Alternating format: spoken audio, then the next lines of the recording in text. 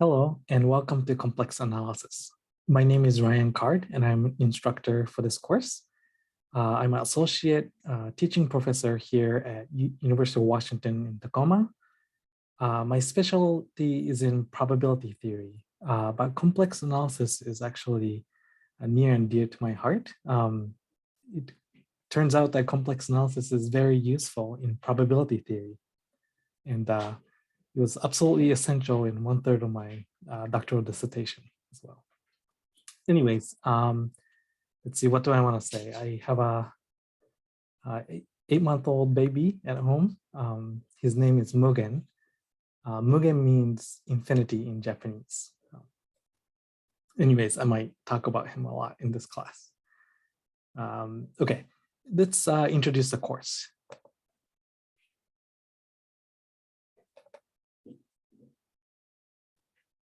Okay, what is this course about? Simply put, it's actually a very simple idea. What happens if there's a number I, sometimes called the imaginary number, such that I squared is equal to -1. So the usual real numbers that we're used to dealing with, if you square a real number, you always get a non-negative number. So this is a what if type of extension to the numbers that we already know. And we'll see what kind of effect this has and what kind of consequences that we will get from it. And I think you'll find that it turns out that this idea is extremely powerful and very beautiful. And you could be the judge of this. We'll cover many reasons why I might say that in the future. What we'll do first is get acquainted with doing calculations with these numbers. So first and second week, I will do arithmetic with them and geometry that comes from these numbers. And then what we'll do next is figure out what's a natural extension of all the functions that we know and love if we allow complex numbers with them. So for example, we could do trig with complex numbers. We could do exponential functions with imaginary exponent and logarithmic functions with them. You might think there might be many different ways to extend these functions, but actually, if you want to keep certain types of properties that we kind of expect from these functions, there's really only one natural way to extend them using complex numbers.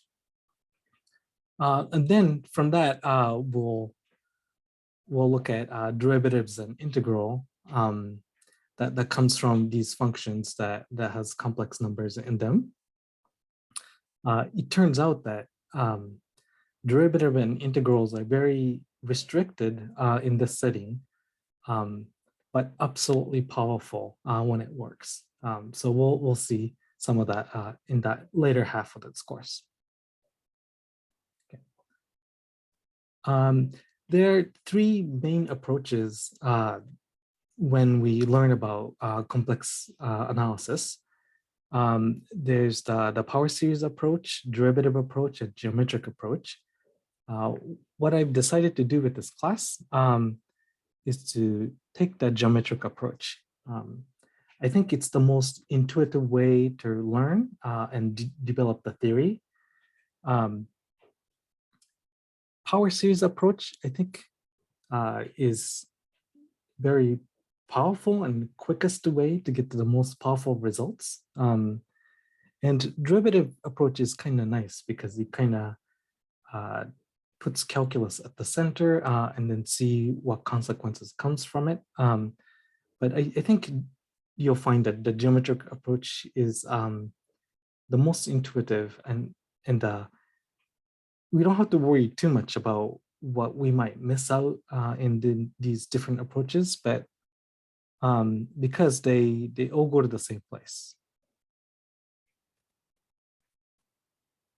So at the end, we'll realize that all of these are the same different ways of looking at the same thing. So we won't miss out on anything by taking the geometric approach. Okay. I should show you the textbook, I think. So this is the textbook for the course, A Friendly Approach to Complex Analysis. I want to say a couple things about this textbook. So as the title suggests, I think it's a pretty gentle introduction, which I'm very grateful about. And it puts geometry at the forefront, which I also like. But the absolutely awesome thing that you have to know about this textbook, and I hope you'll use it, is that this textbook has all of the solutions to the exercises at the back. So this much. So about 1/3 of the book is the detailed explanation to the solutions to the exercises. All of the solutions are in there. So that's the part that kind of pushed the edge for me to choose this as the textbook for the course. What you should be using is that, like, if I don't assign exercise from the textbook, you could study by looking at other exercises as well. So I'll mention this later as well, but this is a senior level course, and it's a really difficult elective course to offer in winter quarter because a lot of our seniors are taking capstone class, and also either a real analysis class or abstract algebra class, which is known to be a lot of workload. So to balance that out, I am taking a conscious reduction to the amount of day-to-day homework type of workload for this class. But I don't want you to think that that's the reason for you to be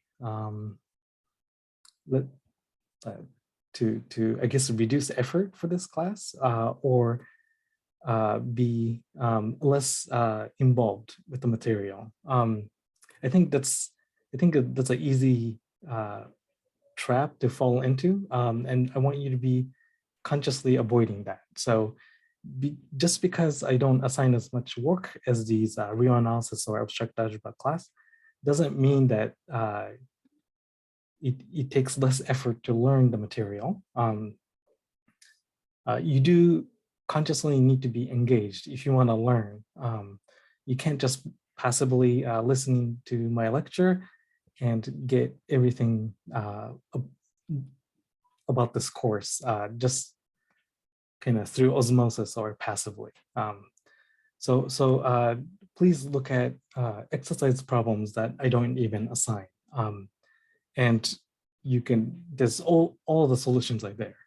So it's especially well suited for self-study. Okay. Okay, so let's, actually, there's a couple other things I wanted to say about this class.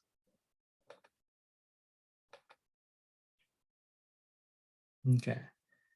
All right. So I guess I kind of mentioned now that you should be able to take this class alongside other senior level courses because of reduced workload, but that doesn't mean you should not engage with this class. Okay. I have tried to set up the course so that you'll get to see something mind-blowingly awesome every week.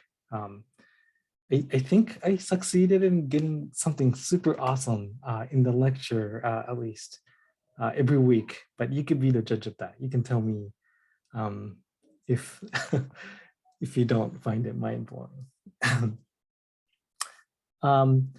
And one more thing I wanted to say about the prerequisite. is that so real analysis class is not a prerequisite for this class, but there are a couple places where I will borrow some well-known results from real analysis, and then take those theorem as known. So I'll be very explicit about what theorems are being used from real analysis. I don't want to take the detour to reprove something that you'll see in real analysis class, but I think I don't think I don't borrow too much to a point where you're not sure, you lose that intuition of knowing how something is proved. I just wanted to say that to streamline the class, I will have to borrow some results from real analysis. And one more thing about prerequisite. Differential equations class is not a prerequisite to this class, but if you have taken the course, you've probably seen a little bit about complex numbers already. You don't have to worry about like not having that background though.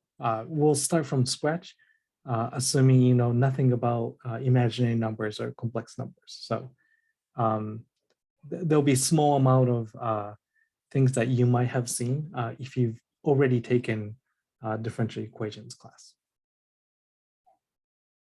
Okay. All right. I want to say a little bit more about the structure of the course. So let's go to the Canvas website. Okay. Let's see. Okay, so Zoom drop-in hours. So here are my office hours or drop-in hours where you can come in and ask me questions or talk about anything you like on Monday and Thursdays. I am going to start out leaving this as Zoom drop-in hours, so you can kind of join in from anywhere as long as you have internet access. But as the course goes on, Thursday we're going to be meeting in class from 8 to 10, and if it's safe to do so, I think I'm going to try to make this into in-person office hours, but we'll start it out as online hours for now because I think it's prudent to be safe. But in the future, I'm thinking about converting this to in-person office hour held at Teaching and Learning Center. So more on that later as the quarter goes on. And this is the link, Zoom link for my drop-in hours. Okay. Let's see. This is the lecture Tuesday and Thursdays from 8 to 10 at BB 106. So that's where we'll be meeting when the course is in session. But of course, there's a good chance that there might be days where we're not meeting in class because of COVID, because of snow, because of I have a baby and maybe the baby will catch something at the daycare and I have to stay home. So when there's a class that we're not meeting, I will put up recorded lectures just like this one on Canvas. So we won't be conducting online class synchronously through Zoom. I will just post videos so you watch it at your own pace. You can, pause to have lunch. You could rewatch it if you think you missed something. And my favorite part, like if you think I talk too slow, you can watch it at 1.25 speed. Yeah. So So if we're not meeting in class, there'll be videos posted, which you can watch at your own pace. And if I have to, I'll extend the deadlines and so on. But please check when the deadlines for all the assignments in class through Canvas. I'll post all of those changes through announcements on Canvas. So be on top of that. Okay, I've already talked about the textbook and how awesome it is. I've also listed 2 other textbooks, which could be helpful. Visual Complex Analysis by Needham. It was the original textbook for this course that I chose. This is a very interesting book. It's very weird, but it has geometry at the upfront of complex analysis, and it's not my teaching style. So when I taught it, I taught how I would describe complex analysis in my own terms, and then offered this as the ultimate way to look at the same subject. But students hated that. So our current textbook is much closer to how I would present the material. So if you want a different take for complex analysis, look at it geometrically, then that might be a good optional textbook.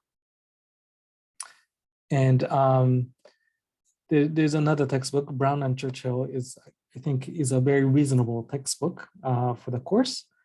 And it's much closer to a friendly approach to complex analysis. But I think a friendly approach won over for me because I think it was a little bit more gentle introduction. But Brown and Churchill is still pretty good. So that's another textbook that you could look at. Okay. Let's see. So I've set up a class Discord. So Discord is like an online chat room that you could use. So I haven't had too much success having like a class discussion board used on Canvas, and much more success with people using Discord. So I'd like to push the use of this chat room for a place where you could ask me or other classmates questions about homework, lecture, or anything else. Or if you found something online that's relevant to our class that you want to post, please do. I've invited a bot. So if you know how to use LaTeX, you could actually use that in the chat room, and it will typeset it. So you could actually type mathematics in the chat room. Okay. So if you haven't used Discord, it's actually not scary at all. You could just click and open with any browser or your phone, and it'll just open up that chat room.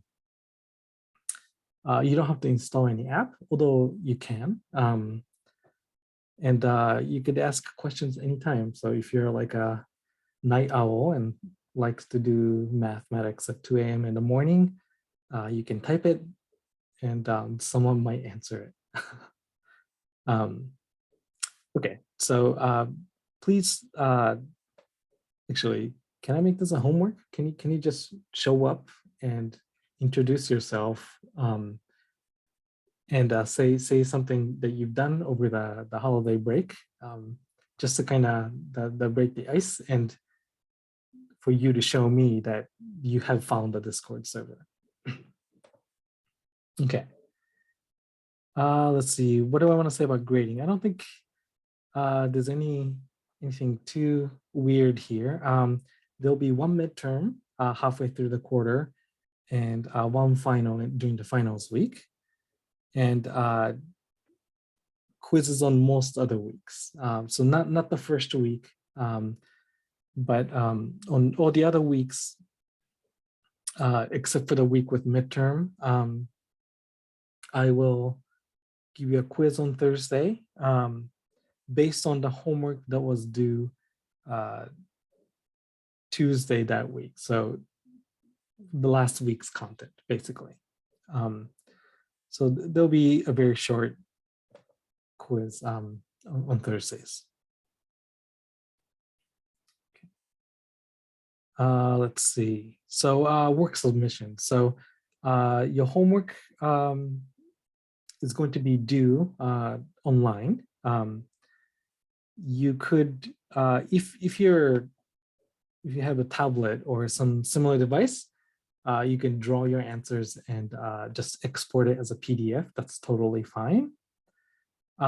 If you rather type, you could use LaTeX.